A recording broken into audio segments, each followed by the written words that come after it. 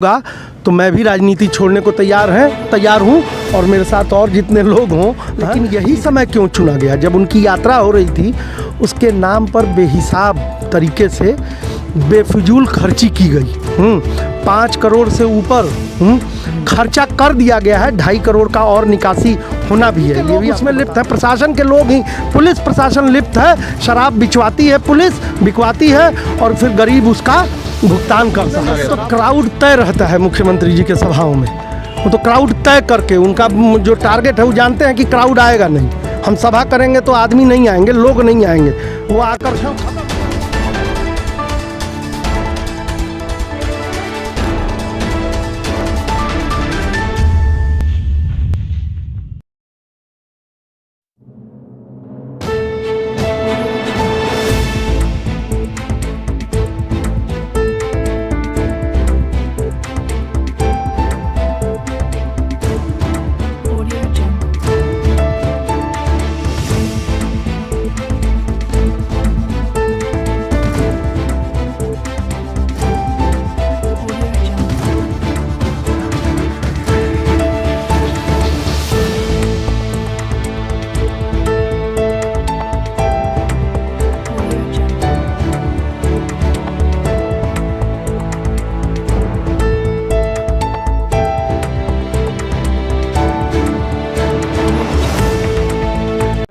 से फेल हो चुका है। नमस्कार, न्यूज़ सुपर 7 देख रहे हैं आप। और आज 28 दिसंबर, आज के ही दिन एक ऐसी पार्टी जो कि भारत के स्वतंत्रता से पहले और स्वतंत्रता के बाद भी इस भारत के लिए कार्य करती आई है, आज उसका स्थापना दिवस है। और हमारे साथ मौजूद हैं बात करने के लिए करगर विधानसभा के वर्तमान विधायक संतोष मिश्रा जी। सर, अध्यक्ष भी हैं अपनी पार्टी और इस रोहतास जिले के कांग्रेस पार्टी के जिला अध्यक्ष भी ये हैं। तो आइए हम लोग बात करेंगे और जानेंगे कि जो कांग्रेस पार्टी की विचारधारा थी सर, और किस विचारधारा के साथ कांग्रेस पार्टी की स्थापना की गई थी। देखिए, आज से 137 वर्ष पूर्व पार्टी की स्थापना देश के कुछ महानतम नेताओं द्वारा की गई थी। देश के जो अग्रणी नेता थे, या उस समय तो अपने आप को उन्होंने नेता भी नहीं कहा, उन्होंने सेवक के रूप में काम किया। महात्मा गांधी हों, जवाहरलाल नेहरू हों, चाहे अनेक अब्दुल कलाम आज़ाद जी हों, सुभाष चंद्र बोस जी हों, शहीद भगत सिंह हों, जिनकी भी मतलब इसमें समाहित रहे जितने भी लोग, उनके द्वारा इस पार्टी की भारतीय राष्ट्रीय कांग्रेस की स्थापना हुई। और कांग्रेस का मतलब आप जानते हैं क्या होता है? कांग्रेस का मीनिंग, मतलब जो अर्थ, शाब्दिक अर्थ है, कांग्रेस का मतलब ही समूह होता है। हिंदी में कांग्रेस का मतलब होता है समूह, मतलब पूरे समूह को लेकर, लोगों को लेकर, जन भावनाओं से ओतप्रोत होकर वो पार्टी बनी थी। बिना किसी कि कोई लालच नहीं था, कोई स्वार्थ नहीं था। उस समय पार्टी बनी थी तो वो पार्टी जब बनी तो केवल सिर्फ और सिर्फ एक लक्ष्य था कि किस प्रकार से भारत को आज़ादी दिलवाई जा सके, किस प्रकार से हमारा देश स्वतंत्र हो सके, अपने बल पे खड़ा होके अपने पैरों पे किस प्रकार से विकास की गति को पाए। और उन विगत वर्षों में जब देश स्वतंत्र हुआ, उसके बाद स्वतंत्र होने के बाद क्या देश के विकास के लिए नेहरू जी ने प्रयास नहीं किया? उस समय का अगर आप आर्थिक स्वरूप में ही देखें, उस समय का 0.5 या 5-6% GDP था हमारा। नेहरू जी ने काम करना चाहिए। भाखड़ा नंगल आप देख रहे हैं, डैम, बरौनी का यहाँ का कारखाना देख लीजिए, बोकारो स्टील प्लांट देख लीजिए, कोई भी बिहार की अगर बात कहें आप तो यहाँ दुर्गापुर स्टील प्लांट्स देख लीजिए, कोल इंडिया को देख लीजिए। और इधर जितने भी चीनी मिलें खुली हुई थी बिहार में, इधर आप ये बताइए कि 90 के दशक के बाद या 85 के बाद से, जब से कांग्रेस पार्टी सत्ता में नहीं है, जो लोग भी सत्ता में आए, चाहे कोई हो, एक अगर सुई का भी कारखाना खोल के दिखाया हो उन्होंने, बिहार के युवाओं के लिए रोजगार के लिए अगर किसी ने कोई काम किया हो, अपनी बड़वर्गी सब कोई करता है। 15 साल उनका राज रहा, लालू जी का, और 15 साल 16वें साल में है नीतीश कुमार जी। नीतीश कुमार जी अपने 15 साल में सुशासन की बात की है इन्होंने। कई सारी यात्राएं कर चुके हैं। 14वीं या 15वीं यात्रा ये समाज सुधार यात्रा कर रहे हैं। उसके पहले निश्चय यात्रा की है, उसके पहले और भी बहुत सारा। लोगों को ज्ञान बांटना बहुत आसान है, लेकिन लोगों को खाने पीने के लिए, जीविकोपार्जन के लिए कुछ दिया है इन 15 सालों में इन्होंने? तो ये सोचने की बात है कि जो लोग कांग्रेस पार्टी के बारे में आरोप प्रत्यारोप लगाते रहते हैं, बहुत सारी चीज़ें ऐसी हुई, देश की जो नींव रखी गई वो कांग्रेस पार्टी के नेताओं ने, चाहे वो प्रधानमंत्री जवाहरलाल नेहरू हों, इंदिरा जी हों, लाल बहादुर शास्त्री जी हों, राजीव जी हों, या कोई अन्य व्यक्ति हो, मनमोहन सिंह जी। भाई देश में उदारीकरण कब आया? देश में जो देश का इकॉनमी खुला, जो आज इतनी चमक धमक आप देश में, पूरे देश में देख रहे हैं, जो संचार क्रांति है, वो कौन लेके आया? आज पंचायतों में जो चुनाव हुआ है, आज महिलाएं बढ़ चढ़ के हिस्सा ले रही हैं और महिलाओं का 33% से ज़्यादा हिस्सा पंचायतों में अपना रसूख रख रहा है, मुखिया के रूप में, सरपंच के रूप में, पंच के रूप में, बीडीसी के रूप में या जिला पार्षद के रूप में। वो किसकी देन है? राजीव गांधी जी की देन है। आज ये लंबे लंबे मोबाइल लेके हम घूम रहे हैं, सोशल मीडिया पे जिसको जो मन आता है लिख देता है, पढ़ देता है कि कांग्रेस राष्ट्रद्रोही है, कांग्रेस राष्ट्रीयता नहीं है, हमारे नेताओं पे आरोप लगाते रहते हैं। इतिहास ही बदलने की जो लोग कोशिश कर रहे हैं, वो देन किसकी है, ये सोचने की बात है। यही अटल बिहारी वाजपेयी जी बैलगाड़ी से आए थे उस समय संसद में, जब राजीव गांधी जी ने ये कानून लाए थे, संचार क्रांति को लेकर हो या पंचायती राज को लेकर हो। सर, एक तरफ बात की जाती है कि कांग्रेस पार्टी ने क्या विकास किया, लोग बात करते हैं कि कितना विकास किया, और एक दूसरे पक्ष को यदि देखें तो जो युवा कन्हैया कुमार, जो कि कहीं ना कहीं कांग्रेस पार्टी के विचारधाराओं से ओतप्रोत होने के बाद आपके साथ वो जुड़ गए हैं, तो ये कहाँ तक इसमें सच्चाई है जब लोग बात करते हैं कि कांग्रेस ने क्या किया है?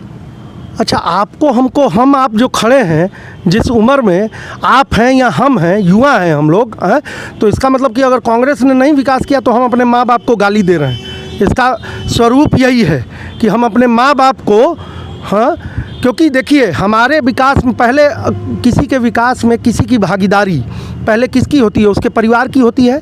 हम बच्चे हैं तो हमको पढ़ाने लिखाने का काम कौन करता है? हमारे माँ बाप करते हैं। अगर कांग्रेस पार्टी ने विकास ही नहीं किया होता देश में, तो हमारे माँ बाप को कोई आय ही नहीं मिली होती, कोई जीविकोपार्जन का साधन ही नहीं रहा होता, स्कूल नहीं होते, कॉलेज नहीं होते, तो हम पढ़ नहीं पाते। कांग्रेस पार्टी ने सारी पूरी नींव रखी है, वो जो जड़ होता है उसको कांग्रेस पार्टी ने रखा। ये जो एम्स देख रहे हैं, आईआईटी देख रहे हैं, आईआईएम देख रहे हैं, ये देन किसकी है? आप उसी पे पेंट पॉलिश कर रहे हैं आज के लोग। सर, एक तरफ कन्हैया कुमार को देशद्रोही बताया जाना और दूसरी तरफ वो कांग्रेस में शामिल होना। जैसे कुछ लोगों का कहना है कि कन्हैया कुमार देशद्रोही नारे लगाते थे जेएनयू में जब भी थे वो, और दूसरी तरफ कांग्रेस में शामिल हो जाना। सर, तो इसको लोग मतलब उस तरीके से देख रहे हैं, तो आपका क्या कहना है इस बारे में? उस वीडियो को बढ़िया से लोग देखें और समझें। अगर कन्हैया ने एक बार भी देशद्रोही नारा लगाया होगा तो मैं भी राजनीति छोड़ने को तैयार हूँ, और मेरे साथ और जितने लोग हों। हाँ, इतनी समझ कन्हैया को भी है, इसी धरती का सपूत वो भी है, कन्हैया कुमार भी है। हाँ, इसी धरती से, इसी मिट्टी से, इसी धूल में खेल के वो भी बड़ा हुआ होगा। हाँ, तो ये बहुत एडिट करके कुछ लोगों ने उन चीज़ों को दिखाया था, वो जो माहौल था गलत दिखाया था। कन्हैया कब क्यों चाहेगा कि पाकिस्तान जिंदाबाद करे और हिंदुस्तान मुर्दाबाद करे? कोई किसी में, मतलब अपने स्वरूप में आपका हृदय गवाही दे सकता है कि आप अपने देश के प्रति इस तरह की भावना, कोई व्यक्ति हो, किसी के बारे में मैं कहता हूँ, कन्हैया को तो छोड़िए।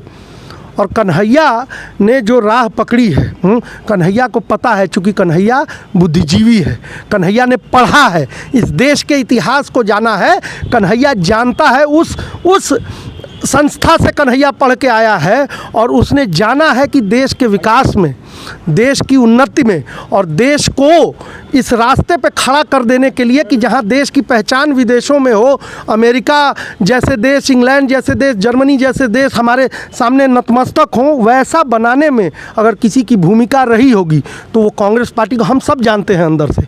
लेकिन लगता है मुझे, आप तो चौथे स्तंभ हैं आप लोग इस देश के, इस पूरे उसमें जैसे 3 संस्थाएं हैं, विधायिका, कार्यपालिका, न्यायपालिका, उसके बाद पत्रकारिता का भी एक वही योगदान आता है। लेकिन मुझे लगता है कि आज आप लोग भी डर रहे हैं वैसे लोगों से। लगता है कि वो इतना प्रताड़ित कर रहे हैं वो लोग आपको कि आप लोग कहने में डरते हैं। आपको सच का पता है, लेकिन हाँ, और कांग्रेस पार्टी यही रोल अदा कर रही है।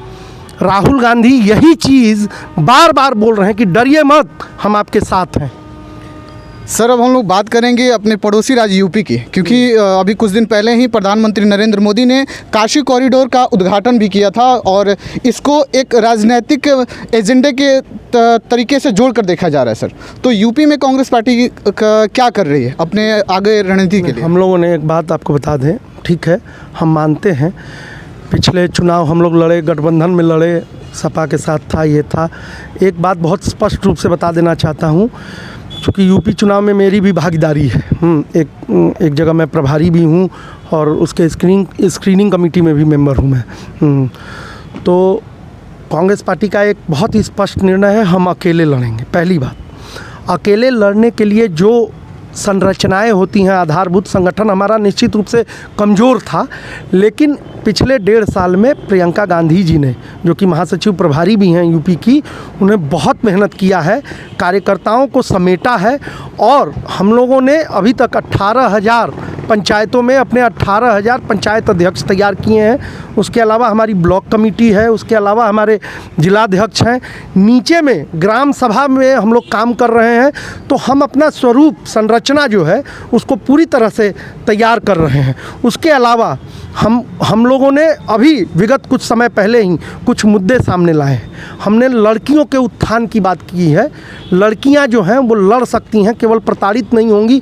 उसके लिए प्रियंका जी ने योजनाएं लाई हैं। 40% हम हिस्सेदारी देने वाले हैं इन चुनावों में, जिसमें महिलाओं को लड़ाएंगे, वो भी 40 वर्ष के अंदर की महिलाओं को हम लड़ाएंगे, लड़कियों को, महिलाओं को लड़ाएंगे, चुनाव लड़ाएंगे, उन्हें हम प्रोजेक्ट करेंगे।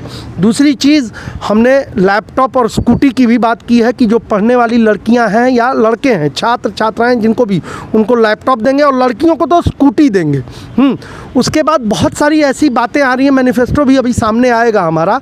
तो हम अपनी तैयारी पूरी तरह से अपने दमखम पर लड़ने के लिए, चूँकि देखिए होता क्या है, आप किसी के साथ गठबंधन करते हैं, हम उनके साथ मिल जाते हैं, उनका वोट हमें नहीं मिल पाता है, हमारा वोट वो ले लेते हैं। सर इसी मामले में एक बहुत चर्चित नेता ओम प्रकाश राजभर, जो कि कुछ समय से बड़े चर्चे में हैं, और उन्होंने खुला ऐलान किया था कि जो पार्टियां यदि चाहती हैं कि मेरे साथ गठबंधन करे तो उनका स्वागत है। सर इस पर कांग्रेस का क्या स्टैंड? राजभर जी तो पहले ही सपा में चल गए, पहले ओवैसी के साथ घूम रहे थे, अब सपा के साथ घूम रहे हैं और सारा उसका ठेकेदारी ले ली है कि सब राजभर का वोट उन्हीं के पास है। ऐसा नहीं है। कांग्रेस पार्टी को लोग दिखा नहीं रहे हैं, लेकिन ज़मीन पर हमारे कार्यकर्ता भी उतनी ही मजबूती से काम कर रहे हैं जितना कि आप सपा और भाजपा का देख रहे हैं। जब भाजपा में तो इतनी बौखलाहट है कि अभी कल ही देखिए ज्वाइनिंग कमेटी बनाते फिर रहे हैं उनके राष्ट्रीय अध्यक्ष। ब्राह्मण एक वो थे, कौन, वाजपेयी जी, बहुत पुराने नेता थे उनके, और वो वाजपेयी जी को भुला चुके थे ये लोग अभी तक। अब कल उनको बुला के नड्डा जी ने उस ज्वाइनिंग कमेटी का अध्यक्ष बनाया कि ब्राह्मणों को आकर्षित करिए। इसका मतलब ब्राह्मण नाराज हैं आपसे, ब्राह्मण आपको वोट नहीं देना चाहता है, इसका मतलब अगर कहने की बात है। हाँ, अब भाई यादव के नेता हैं अखिलेश यादव, तो यादवों का वोट लेंगे ही अखिलेश यादव। अब बाकी हम लोग देखा जाएगा, हम लोग मैदान में हैं और मजबूती से हैं। देखिएगा कांग्रेस डार्क हॉर्स की तरह इमर्ज करेगा यूपी में। ये मैं सर जब जातिवादी पे वोट बढ़ जा रहे हैं, चाहे वो अखिलेश यादव का हो तो यादवों का वोट, और तो ये कांग्रेस को किसका वोट मिल रहा है? नहीं, कांग्रेस ने कभी जाति, धर्म और समुदाय की बात नहीं की। हाँ, और मेरा ये नहीं कहना है कि केवल जातियों पे ही सभी पार्टियों को, क्या पिछली बार योगी जी सरकार में आए तो एक जाति के बल पे आए क्या है? किसी एक जाति, किसी एक वर्ण या किसी एक विशेष वर्ग से तो नहीं ऐसा था, सबका मिला तब ना उतना बड़ा बहुमत मिला। और कांग्रेस ने मतलब अगर देखा जाए तो सामाजिक स्वरूप में जाति, समुदाय और धर्म की कभी बात नहीं की, सबको साथ लेकर चलने की बात की। आज भी हम उसी धारणा पे चल रहे हैं। एक अकेली पार्टी है और ये आप सब जगह आपको देखने को मिलेगा।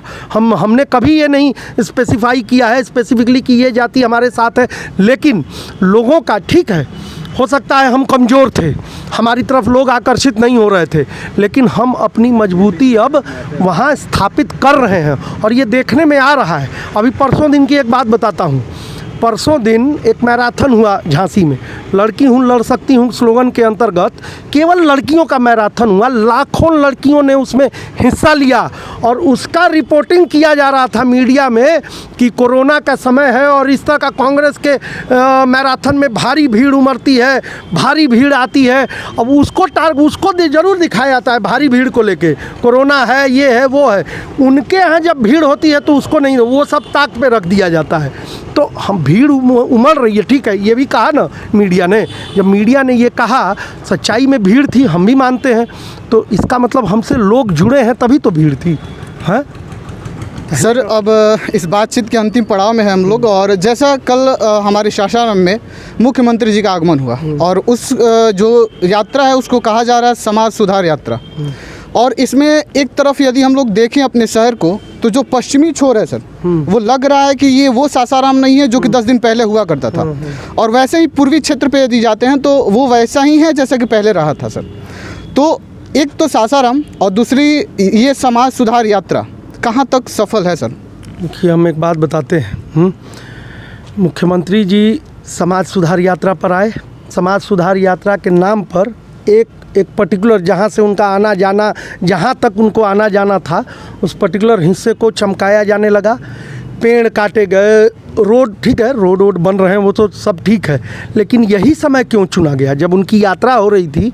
उसके नाम पर बेहिसाब तरीके से बेफिजूल खर्ची की गई।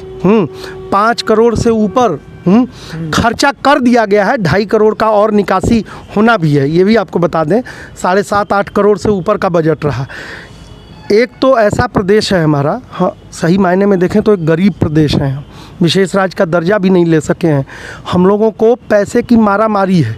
पिछले 1 साल से जितने लोग अभी नवगठित जो विधानसभा है, किसी के क्षेत्र में जाके देखिए कोई कार्य शुरू नहीं हो सका है।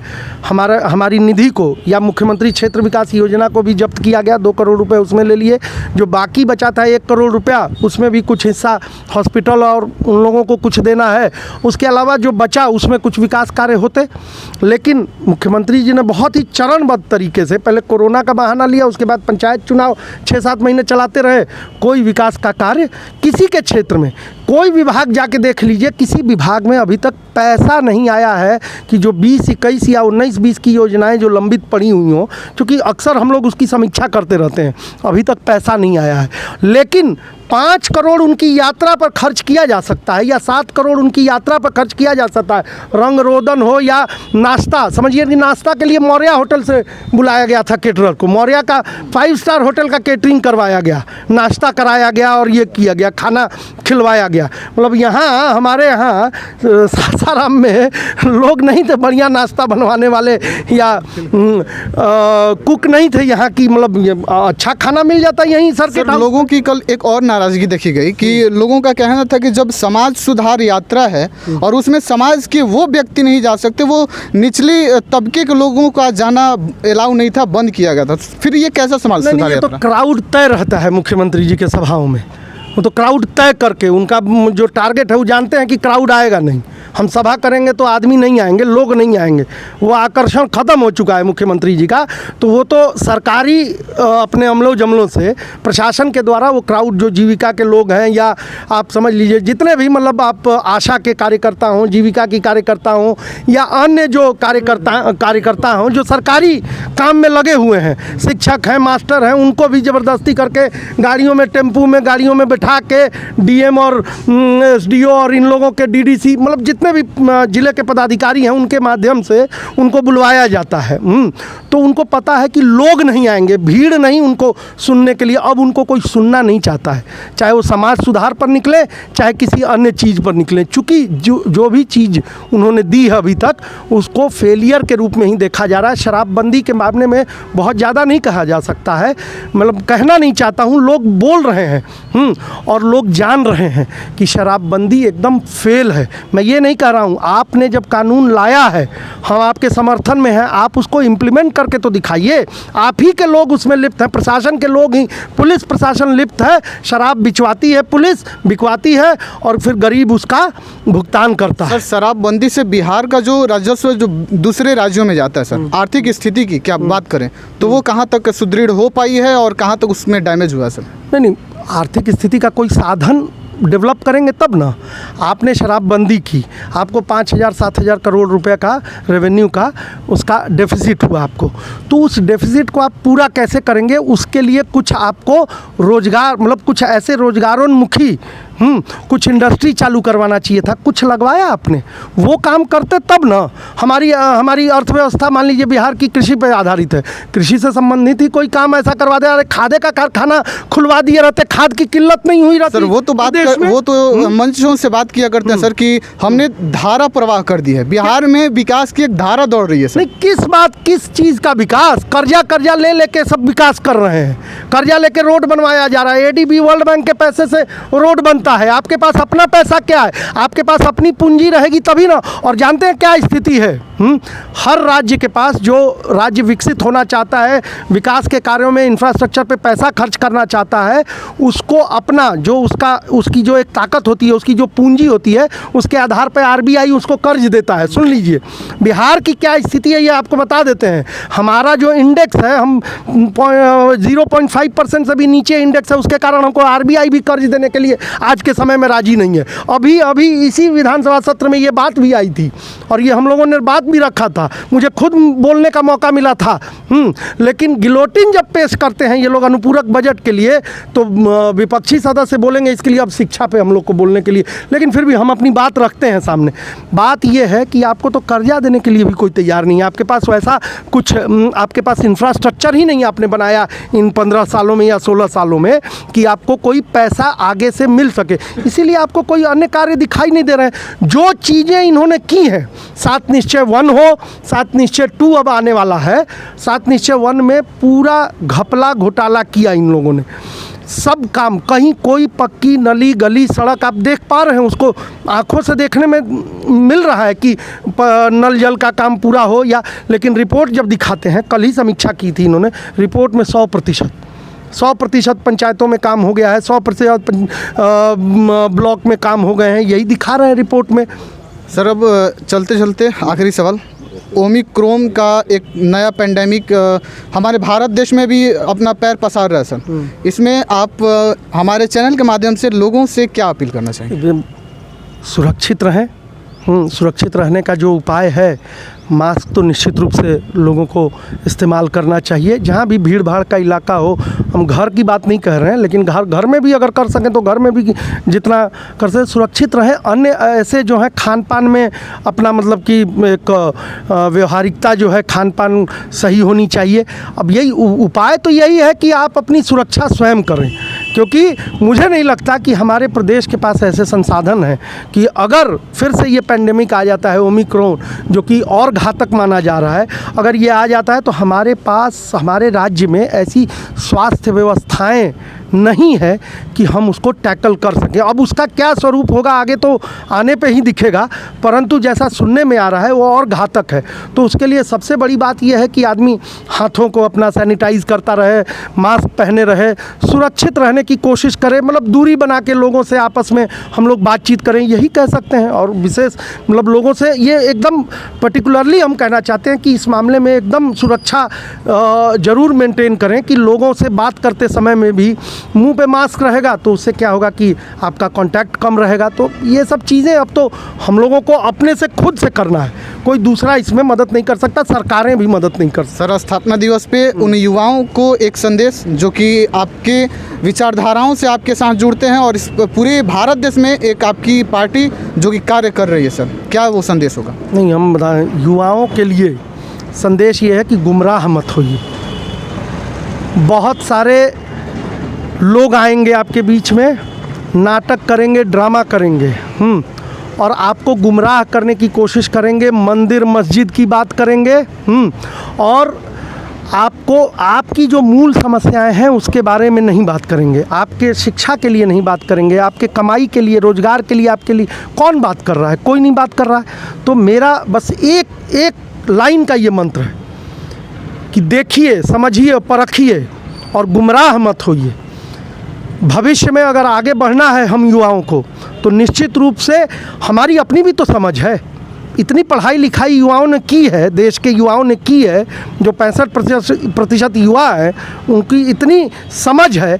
अपने समझ के हिसाब से अपना फैसला लीजिए, और कौन आपके लिए सतत काम कर सकता है, कौन आपके लिए एकदम खड़ा रह सकता है, उसको आप देखिए और चुनिए। ये युवा हमारे करेंगे भी, मुझे पूरा विश्वास है। इसलिए मेरा एक ही लाइन का ये संदेश है कि गुमराह मत होइए। ये थे करगर विधानसभा के वर्तमान विधायक संतोष मिश्रा जी, जिन्होंने बेबाकी से अपनी बातों को रखी। बाकी खबरों के लिए आप बने रहिए न्यूज़ सुपर 7 के साथ। तब तक हमारी पूरी टीम को दीजिए इजाज़त। धन्यवाद।